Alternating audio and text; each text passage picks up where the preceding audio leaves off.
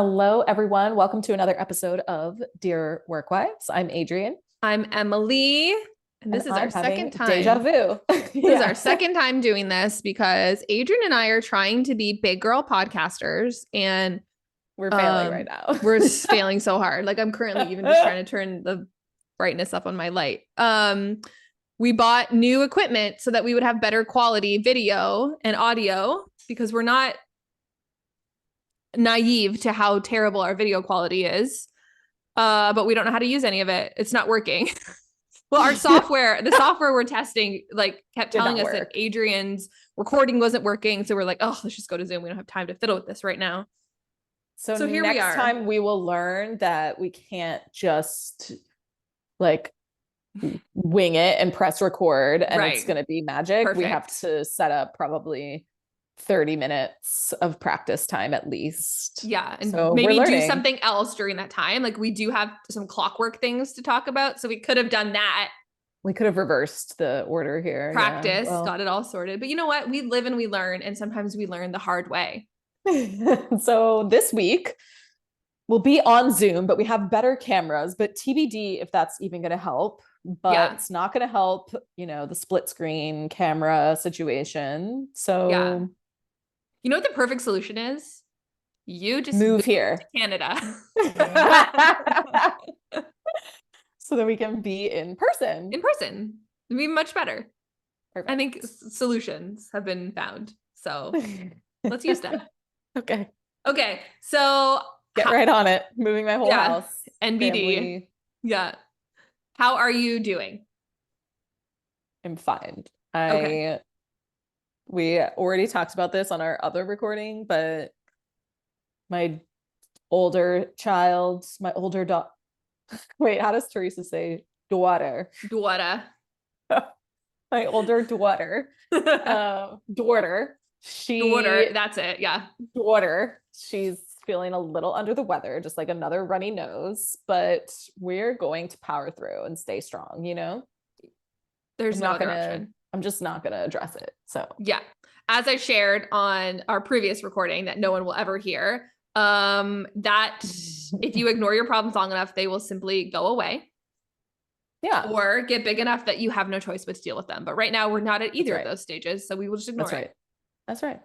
Yeah. I'm just ignoring because she seems fine. I'm not sick, mommy. I said, Yeah. okay. Actually, you know what the problem was? So this morning I did wake up with like a little sore throat and I thought it was postnatal drip, but now I'm just remembering that yesterday I drove her to her therapy appointment Yeah. and she didn't have any water left in her bottle. And so I let You her drink drank. out of mine. That's it.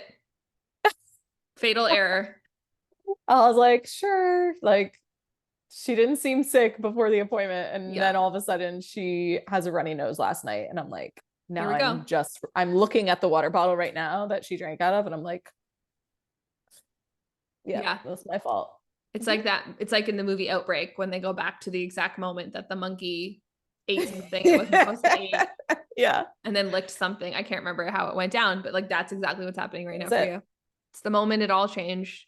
Like, what am I supposed to do? Just let her scream at me that she has no water? I mean, she's right. She's thirsty. I guess I should just not drink Yeah, I after just it. don't drink after they drink. Yeah. But like I also don't drink water. I'm perpetually Right. I dehydrated, so get it's not a thirsty. problem So for I'm me. like, I You should can't even have. go 4 seconds without having a sip of No. water. So, which is good. So It's imagine like better. 4 hours because that's how long the therapy appointment takes. Yeah. So James and I between have like this traveling thing. there. Yeah. Where like, you are one of those parents, and so is literally 95% of all the other parent friends we have who come, they have the hat, they have the sunscreen, they have the water bottle. We just go with a hope and a prayer, and we just if we get thirsty, we're like, well, I guess we'll just buy a drink. If we forget a hat, well, I guess we forgot the Good hat. luck. Yeah. Like we just have never, 10 years in, have never figured it out.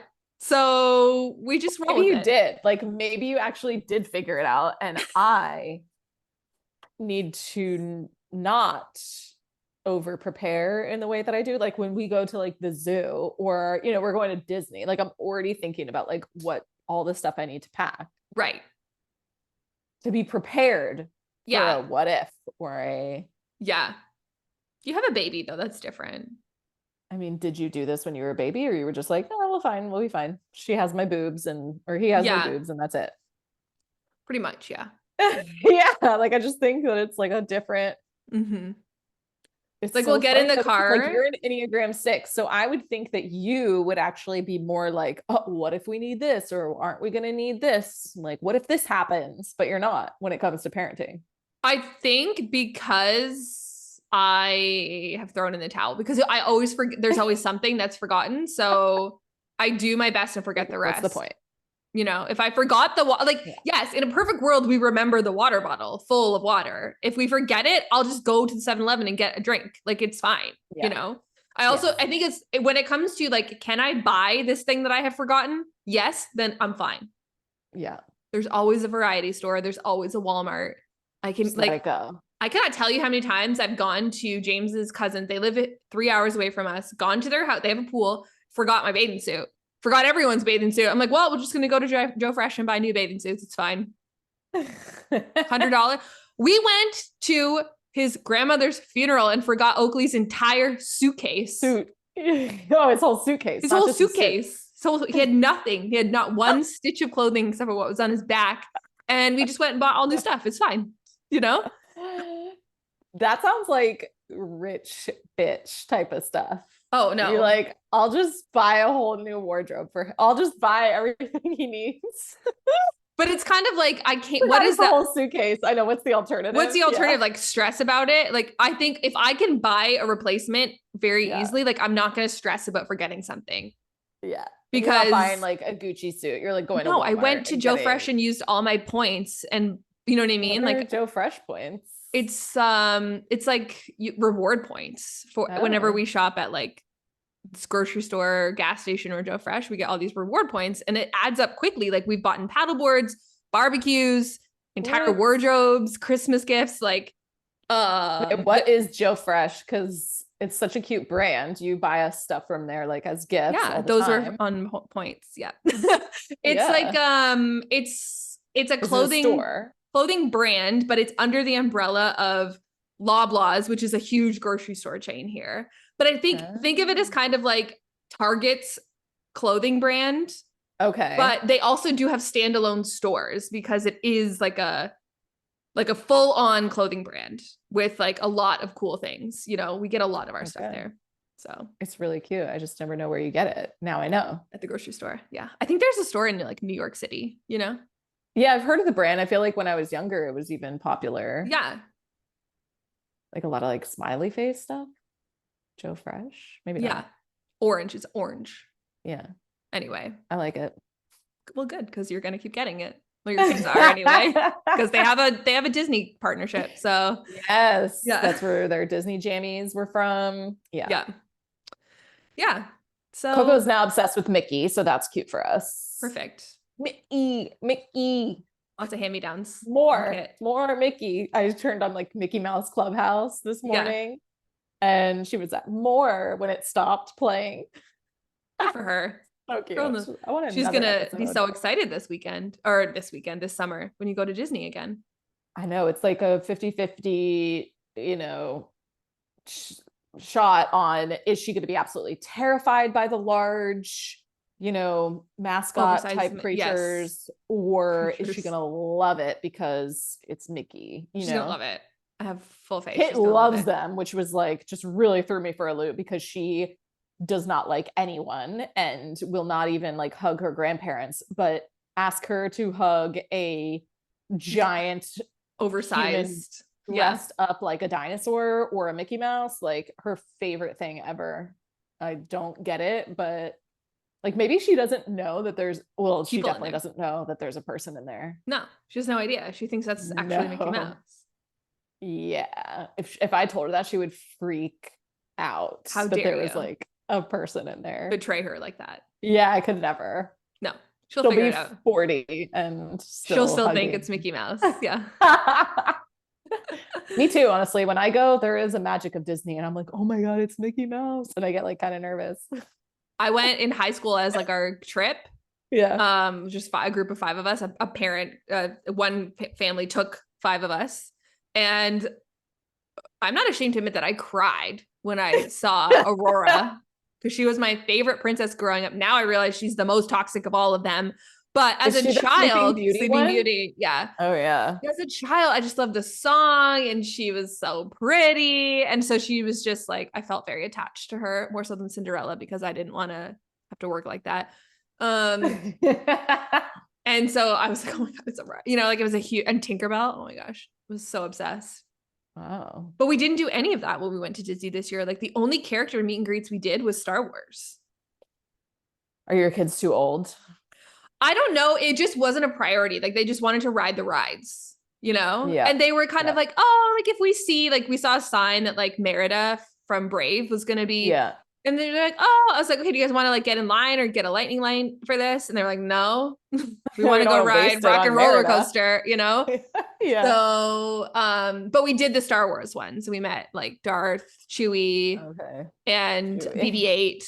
And that was really cool because BB-8 like interacts with them in the little like droid talk. And it was really, and like leaned his head over, his little droid head over on Lila's shoulder. It was really cute. So sweet. Yeah. And I asked her, like, I didn't tell her that we're going to Disney yet. Yeah. I probably won't until we're like leaving the house. There. Yeah. But I was like, if what princess would you like to meet? And she was like, Belle and the Beast. Like she really wants to meet the Beast. And so I like asked. You should go for dinner. There's a dining thing. So I asked in the Smart Moms Planning Disney Facebook group. Right. I was like, where can I meet Belle and the Beast together? Ideally, where I don't have to spend a ton of money on like the dining, but willing to, because there's like a BR guest dining, right?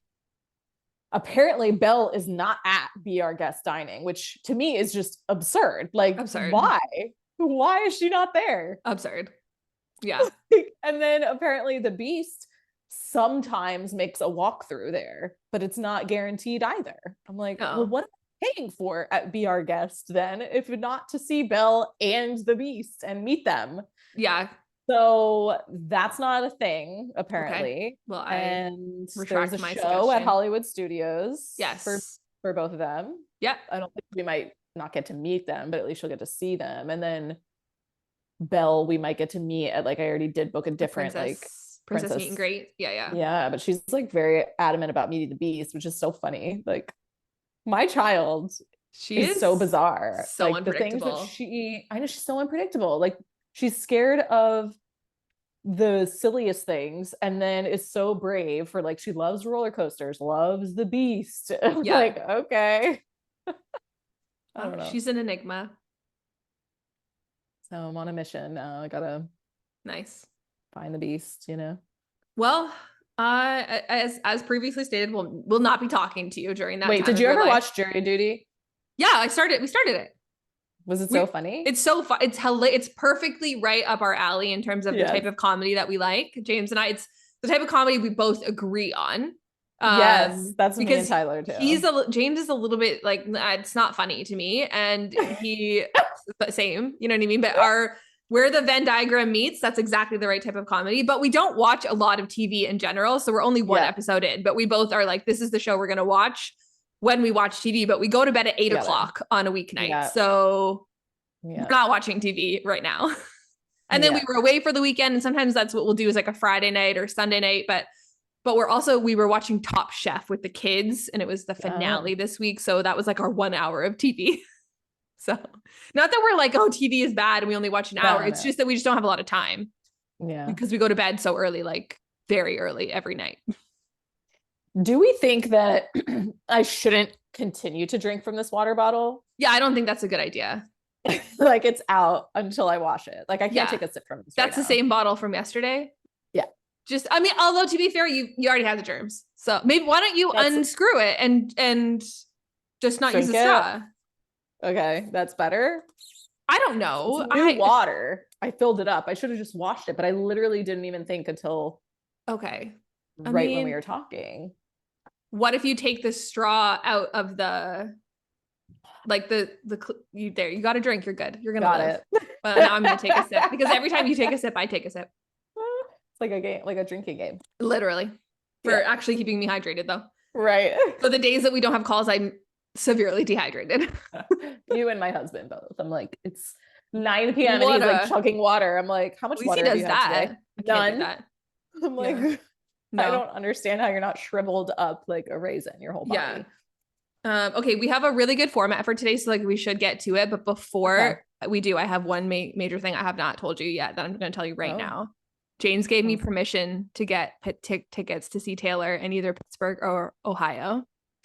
What? If I can make it through the Ticketmaster queue, which like last weekend we were driving, she was in Detroit, right? Which is 2 hours from where I live. I'm also 2 hours from Toronto. I'm exactly between Detroit and Toronto. So she was in Detroit, but we had to be in his family's house, which is 3 hours the opposite direction of Detroit. But Sandy, lovely Sandy from our team, texted me while we just left. We'd been on the road for 10 minutes. She's like, hey, the queue's open for tonight's show. And like me being the masochist that I am, go on, I get right through the queue and I have floor seats in my cart for that night. And I'm driving the opposite direction.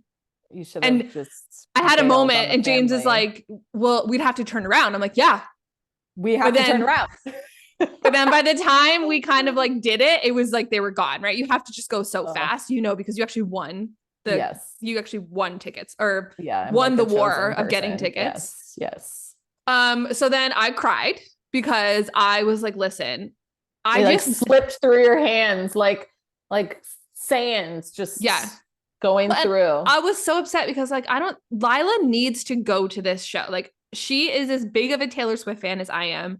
She knows every word to every song. Like she was in her room just by herself singing Maroon the other day. Like she wants to go so badly. And I want to give that to her. I would literally send her with it doesn't have to, of course I want to go, but she needs to go. So then I was crying because I was like, it was so close. And like, I just desperately want that for her. And so he was like, we were chatting and I was like, what if I can make it through the Ticketmaster queue of like the same weekend drops? And he's like, okay, then go. Like budget is what it is. How far is like Ohio or both Pittsburgh and Ohio are like a 5-hour drive from where I am. So it's totally doable. Like if you would have to like get it that day and then get in the car and drive. Is that so they do like Ticketmaster? They do Thursday drops, which is like the biggest drop. And it's usually around like 1,000 tickets get dropped on Thursday. Like once the stage is finalized and they know exactly how many, they'll release whole sections. Or what they did in Detroit was put another floor section in, but like wasn't against the stage. It kind of like filled in a corner. You know what I mean? Yeah. So they'll release that on Thursday. So for all 3 nights or 2, whatever she's doing. For like whatever is there. And then the day of each show, I think it has to do with like friends and family, radio, whatever, they'll drop like a smattering more. So my only hope is the Thursday drop because I'm not driving to Pittsburgh on hopeful that I'll get a ticket day of. Right. You would already have, and it's too far to just an hour before. Like you can't do that. So it's like, you're going to have to get like Detroit, I could have. If we were home, I'm 2 hours from the border. Like I could have made it work same day, but I can't for Pittsburgh or Ohio. So I'm just going to let you know that there is a 1,000% chance that like I could be taking Lila to see Taylor. And me. If you want to come to Pittsburgh or Ohio, then sure. Fly there. Okay. And fly back. Perfect. Anyway, let me know that's my big news. That's my big news. That's how I am. I feel very stressed about it. Okay, the 2 things I thought you were going to say was like either a baby or a puppy. So this is better. Neither of those are ever allowed to happen. Like, I mean, I don't want another child. Like, I don't want another child. I desperately want a dog, but my husband is a absolute firm, never going to happen. No. And a dog is a 2 yes, 1 no thing. Both people have to be yes. You cannot, it's not fair to the person who's a hard no to bring a dog into the house. I like understand that. Yeah. But it's never going to change my like desire to have one. Yeah. On Monday when she had an appointment with a specialist for her toe walking and we drove, like her specialist was in Tampa. So we drove past the stadium and I was like, that's where mommy saw Taylor. And she was like, oh, you take me to see Taylor? I want to go see Taylor. And I was like, yeah, I'll take you one day. I'll take you when she comes back. It was so sweet. I want to go see Taylor. Well, rumors are that she will come to Canada next summer because the only venues large enough are like outdoors here. And obviously you can't do Canada in the wintertime outdoors. Yeah. So we'll potentially next summer, her dreams will come true. I would love that for us. Should we So do this? let's do this because this was like, wait, a lot of chatter. A lot of chit chat. Okay. So what I want to do today is something a little bit different. I went on Reddit and I found 10 stories, submissions. And instead of doing in-depth analysis, we're calling this the speed round. And we're going to do like speed dating, but speed dating very fast. Yeah. Like what is your gut reaction? The first piece of advice that comes to mind, for these 10 people. And I don't know if they're ever going to listen. Cause like I said, I found this on Reddit, but I just thought it was really interesting. And my reaction, because Reddit's they might not need advice. So yes. Some of them do, but it's okay. They're never going to hear it. Okay. Are you ready? I think so. I'm nervous. Okay. I'm not even giving you the document to read them. I'm just going for it. I know. Okay. So the first one, should I accept a pay cut to escape a toxic workplace? I'm a 30-year-old engineer, work for a private company. It's a toxic, terrible workplace. I've been offered another position, but my salary will be decreased and I will lose my company car and the workplace is significantly further away. So the new workplace is significantly closer, reducing the commute from 30 minutes to 5 minutes. So closer commute, but no company vehicle, which is her only vehicle that she uses it, and a lower salary. But the other place is toxic. Yes, you should do it. You should leave. Toxicity is not worth your sanity, your salary, money ain't it all. I mean, I know you're gonna have to buy a car or buy an electric bike since it's only 5 minutes away now. Yeah, or walk. Buy a regular bike. Literally. Yeah, I'd get out of there. I agree, except with the caveat that you maybe need to just run those numbers. Well, you can negotiate. You can try to negotiate for sure. But you have to have a very frank look at your finances to see what is this going to do? Because eventually you should leave, but maybe not right now. If in 2 months you're going to be really struggling financially, maybe you need to get your ducks in a row before you find a new position. If this one just is not going to cover your bills. Yeah.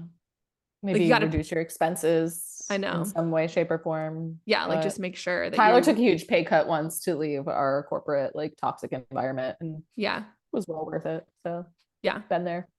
All right. Okay. Next one. Suggestions for dealing with a toxic colleague. I have a toxic colleague I need to interact with on a daily basis. He comes off as aggressive, but is very sensitive to most comments and feedback when it's directed towards him. What irks me the most sometimes is he doesn't realize his own jokes are hurtful and he can be annoying. What's the best way to handle these interactions without being super confrontational? I would just communicate maybe in the moment that hey, that comment is kind of hurtful. I don't know. Is that confrontational? I don't think that's confrontational. Maybe they don't know. Yeah. I think that you sometimes I don't think you can avoid being confrontational. You have to tell him that it's not kind. Yeah. And there's a difference between confrontational and aggressive, you can just say I don't communicate. I think there's a difference between just communicating and being confrontational, right? Yes. You can communicate that this is hurtful without being confrontational about it. I wouldn't be I would just be matter of fact of hey, when you make those comments, it's actually very hurtful to me. That's not confrontational, but totally it'll make them feel badly, which is what you want. I remember this when I read a story that was when you're getting a sexual harassment joke at work, and instead of laughing, if you're being sexually harassed or the joke is unfunny, instead of laughing, just be I don't get it. And make them explain it. Oh, that's good. Because if they have to explain why the joke about your body or your sexuality or whatever is funny, they're not going to, or you know what I mean? So it's a really good way of just being I don't get that. Can you explain it to me? What's funny about, where's the joke there? It's kind of same, but different in this scenario. I think that's a great approach too. If you don't even want to say that's a really hurtful comment or whatever, you could say, I don't get it. Yeah. Can you explain? Yeah. I love it. Okay. Next one. Number 3.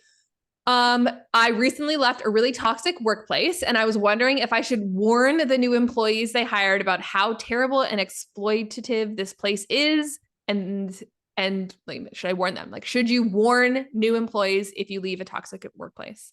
No, you should just leave I know. because it's like it was toxic for you. It may not be toxic for them. Maybe you were part of the toxicity, like, and Yeah. maybe they won't have that same experience, or maybe they will, and they'll need to learn that in their own time. I don't think that, yeah, I don't also know that anything you're saying as an ex-employee is going to be that, like, have that much weight, Yeah. because okay, this is like hearing from an ex-girlfriend of the guy that you're currently dating. Like, he's crazy, he's this, but he's always told you that his ex is crazy. So you're like, how much Mm-hmm. of this do I believe? But if it was like abusive, yes, I would want to know that, right? So maybe there's like a line here of what's happening in the world. Like, is it just a toxic culture that was not like your cup of tea? Or was there like sexual harassment that I would communicate to someone? Yeah. So I think it's like, what is the level, because what's toxic to someone may be fine to someone else. I don't know. Yeah. I agree. It's so hard to feel like I guess it really does depend on what's happening, because I have left work environments where I would not want another female to enter in those same conditions. Yeah. But also it's like not my circus, not my monkeys, you know? Yeah, it's like not your job to protect what are you going to do? Stay around forever? Because, okay, you're doing this for the Yeah. next person, but then are you going to do it for the person after that and the person after that and the person after that? Like, Yeah. at what point does it not become your responsibility anymore, unless you Yeah. are working to make a change somehow and, out these people or file legal suit, like, if that is the level of what's happening there, then yes, pursue those things. But I don't think it's your burden to bear in terms of, you know, being able to intercept every new employee that this company has. It's just a responsibility that you can't hold on to. Yeah. Yeah, that's right. Okay, next one. How should I deal with my manager's erratic behavior? They're very difficult in many ways, and the stress has led me to take a 10-day stress leave. I'm putting together a document for HR with a history of the difficulties I have encountered, including inconsistency and erratic behavior. Is that the type of thing that I should include in the letter to HR? Just inconsistencies and erratic behavior, or how should I document this in a way that's like effective? Yeah, I think you could and should document anything that's like giving you stress in the workplace.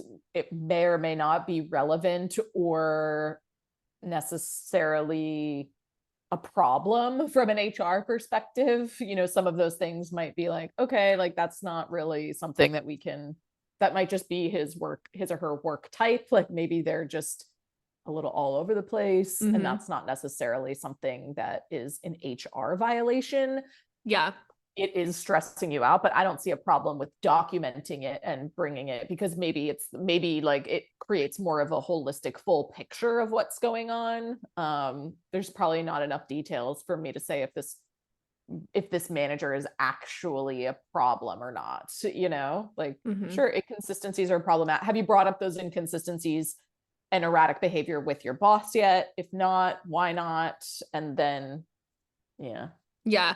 Like this example they gave is, one week my manager is begging me to work overtime and promises a day off in lieu. Another week, when I ask to take the promised day off, they are hostile, asking where all my overtime is being spent. So like that's the kind of stuff you have to document. Like, I was given a day Yeah. in lieu, and then I was given a hard time for trying to take that day. Like, that's a Yeah, I would clear, definitely I yeah. would definitely also bring that up when your manager is giving you the hard time, Yeah. just like documented this day in lieu. This is what I'm taking it for, or whatever. But if you're not being received, or it's being, if there's hostility when you're talking about it, then yeah, I would definitely Yeah. document all those things and bring it to HR. Okay. Post Next show. For sure. Next one, especially if you have an HR department, like that's what they're there for. They'll tell you if it's relevant or not, Yeah. They'll help you sort it out. Yeah. The next one is I submitted my, 6 months in advance. I submitted a time off request for 4 days. And my manager replied, sounds like you have a lot of time to get your shifts covered between now and then. Is that appropriate on their end? I think no. I think if someone is submitting time off requests 6 months in advance, like this is like a retail / like they're a kid, like they work in a restaurant. You know what I mean? It's not a salaried employee. The schedule hasn't been made, right? No. So this is like a hourly service position, service industry, customer service. You're saying 6 months, I'm going to be off for 4 days. And the manager is inferring you'll have to get that covered. Yeah, no, that's silly. Just don't put me on the schedule that week. I'm not showing up. Yeah. Why is it my job to get someone to cover it when you're the manager and I'm giving this to you well enough in advance that you should just not put me on the schedule? Yeah. And I think that's like, I understand you were kind of like, because like at Clockwork, if I'm like, oh, I'm taking 2 weeks off or a week off in November, I have to make sure that my responsibilities are being covered by, does someone need to take a coaching call? Does someone need to record this Dear Work Wives podcast episode, right? Like, but that's not the same as a position where you have a weekly schedule that gets slotted in based on availability. Yeah. It's weird. It's weird. Managers are weird. Sounds like a power trip. Yeah. It's like, okay, well, good luck. I'm not going to be here. Okay. Is the drinking culture of my team an HR issues? I'm part of an industry that organizes large trade shows and conferences. Everyone typically drinks to the point of several of them coming in hungover the next day. Do you think that this is an HR concern? Or how would you handle this? I have worked in industries where the drinking culture is out of control.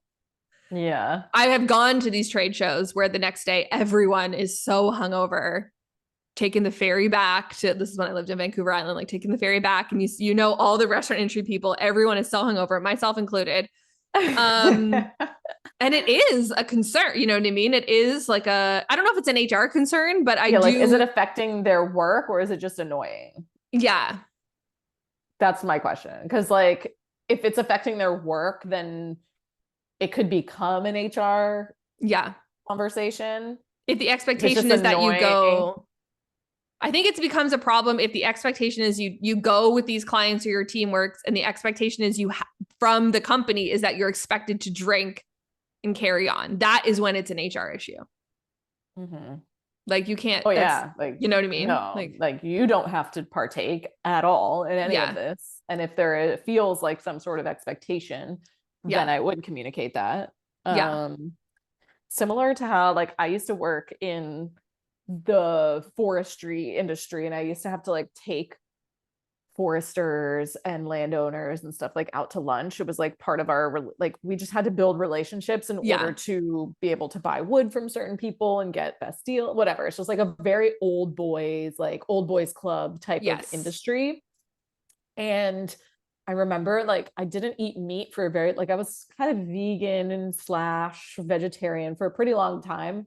And I remember like one of the first lunches that I went to, like we're talking middle of nowhere in the South type of restaurants. Like there is no such thing as like vegetarian meals, vegan meals. And I remember like eating chicken that meal just because I felt like if I don't eat this, like what am I gonna, I'm gonna be a spectacle, it's gonna be this whole thing if I don't. So just do it. Just like eat the meat plus 2 veggies type of plate that this country kitchen has prepared it for you, knowing that I was probably going to get sick later because I hadn't eaten meat in so long. Like it was fine, but it did feel like I had to fit in type of thing, or to not cause a scene, because I was already a woman in a very like man's industry. I was young, so I knew I was like being judged on so many levels, and I just didn't want them to like judge me like, oh, city girl,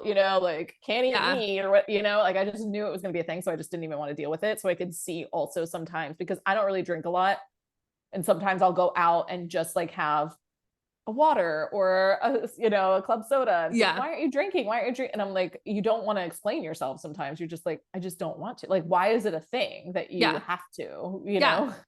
Why is there this expectation from other people? Yeah. Just worry about yourself and what you're putting in your own body, not me. I'm still able to have a good time. Yeah. So I can understand. So I think it's more of like, do you feel some sort of pressure to engage? Are they just annoying, or is it actually like hindering their work? And if so, then yes, bring it to HR. Yes. Or if they're pressuring you, then yeah, bring that to HR too. Yeah, I agree.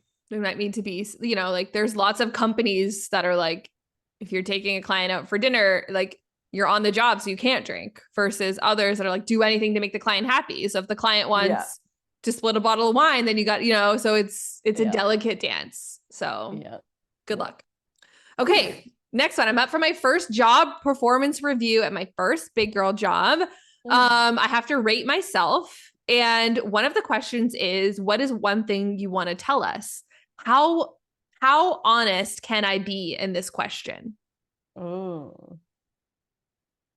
Does it look back I want to to know leave what those she empty? wants to say. I know, right? They didn't say that. They just said like, how appropriate is it to be honest in these questions? And when you're rating yourselves, if you'd rate yourself as like poor, average, exceptional, and is it okay to leave the comment box empty? Like basically, how much stock do people put into these reviews, and how transparent should you be as an employee?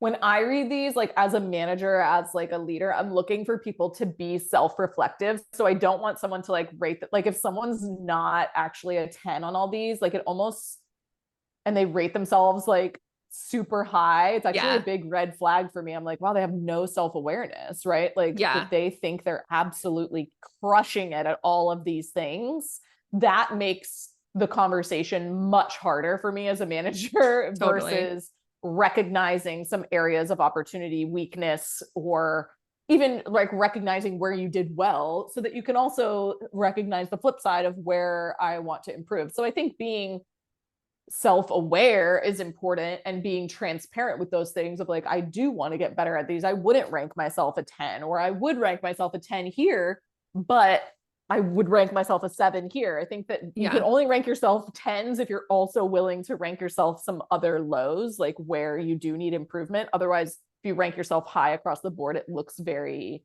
sus to me. Yeah. Like it's an alarming.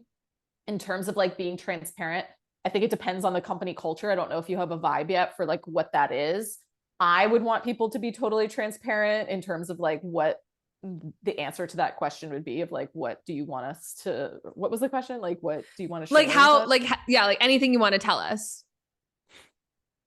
Like that's such an open-ended question. So for one, they shouldn't ask the question that way. So I can see that would trip me up. I'd be like, I want to tell you that like I struggle in this relationship with this coworker, or I hate this part of my job, I think the question is too open-ended for them to get any sort of quality answers. I would agree. Like, I'm like, what do you mean? Anything you want to tell?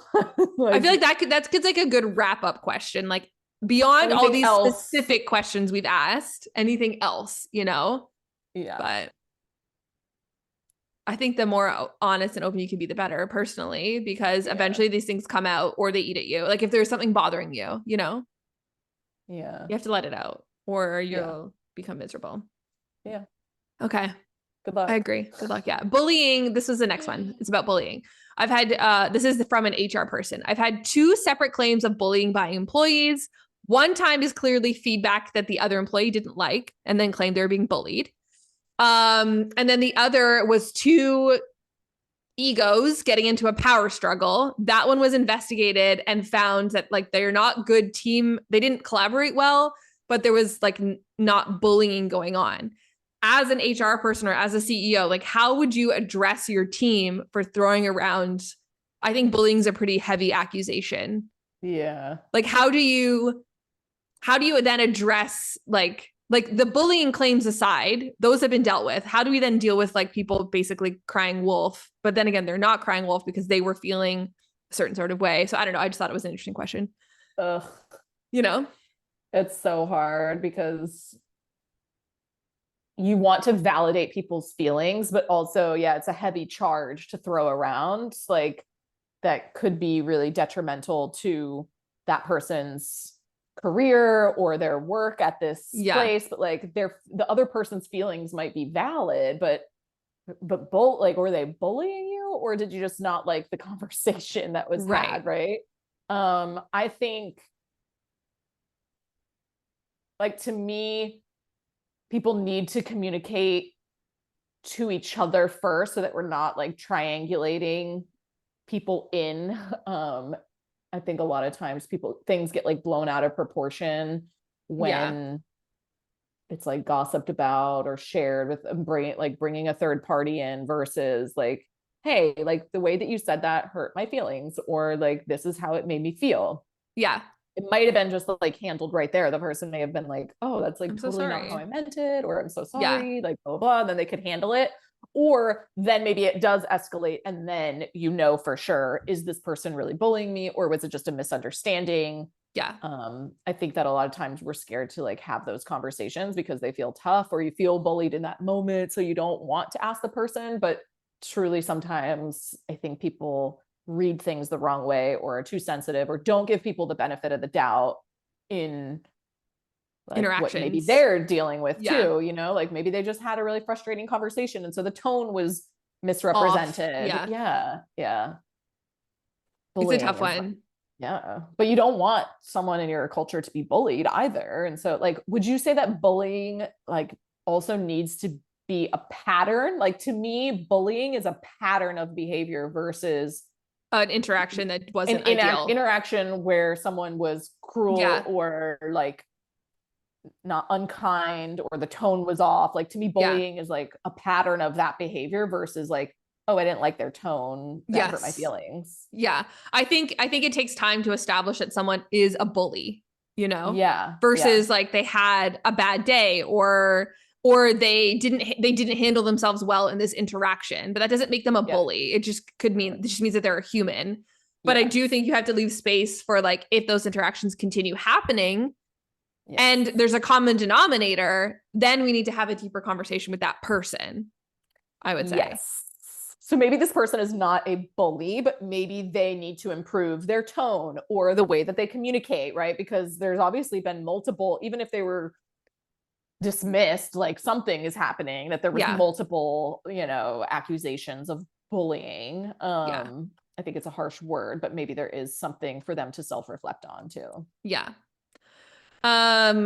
James, when you listen to this later, it's 11:11. I can't text him during this episode, but it's 11:11. Do you always text him at 11:11? If we both see 11:11 or 12:34, we text each other. So it's like a little "I love you" through the day.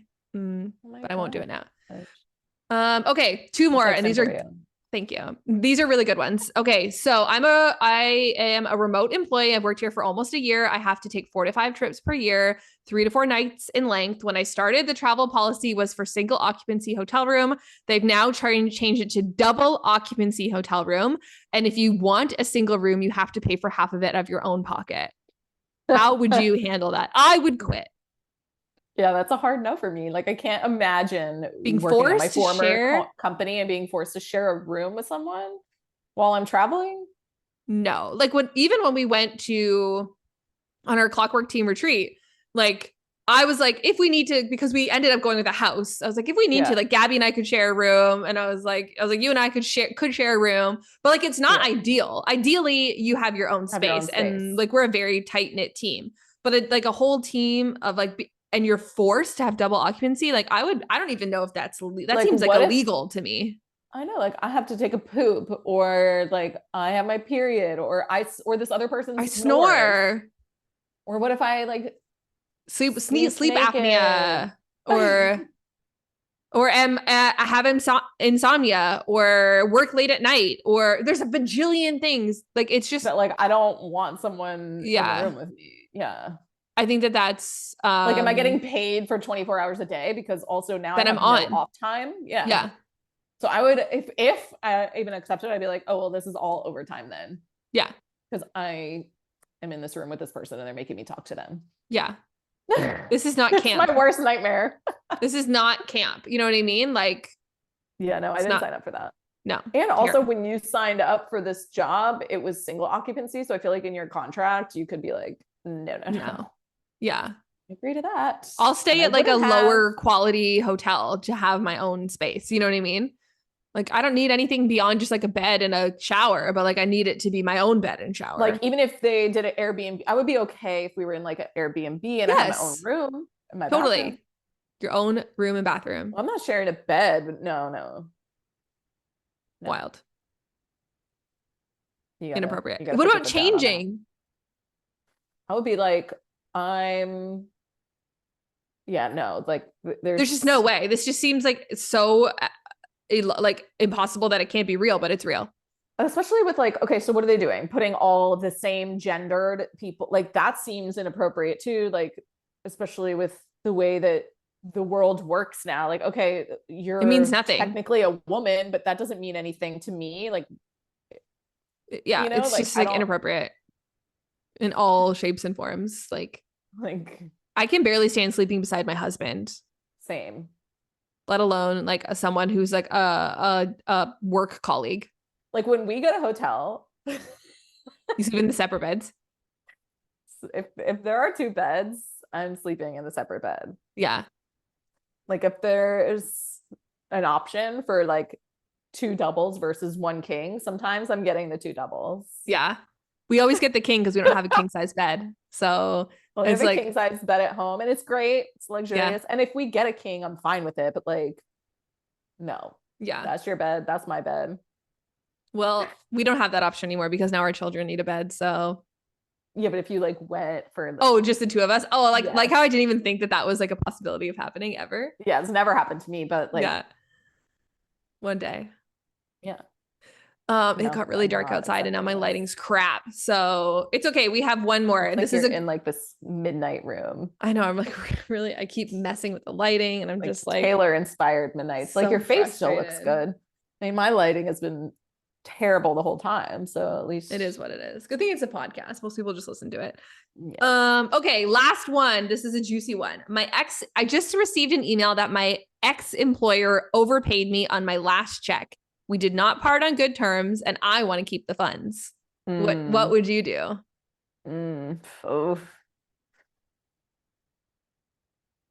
Oh, it's so hard. Right? Like I'm assuming that they're asking them to send them back. Yeah, do they know or no? They got an email. Doesn't know. Oh, no, they did. An email from the company. Yes. Yeah. Yeah. That like they were overpaid. Yeah, I'd probably give it back if they noticed. If the company noticed, yeah.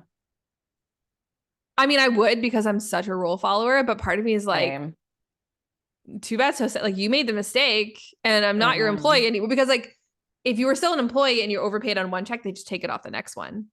Yeah, but like what are they gonna do? Yeah. You know? But I mean, the right thing to do is send it back. I was struggling with like, would I give it back if the company didn't know?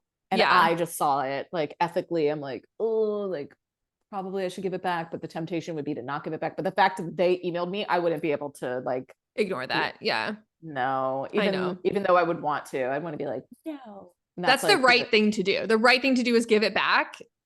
But like, of course, there's a huge part of me that's like, stick it to the man and just. What did the people in Reddit say? They say keep it. They said send it back. I mean, they said send it back. Yeah.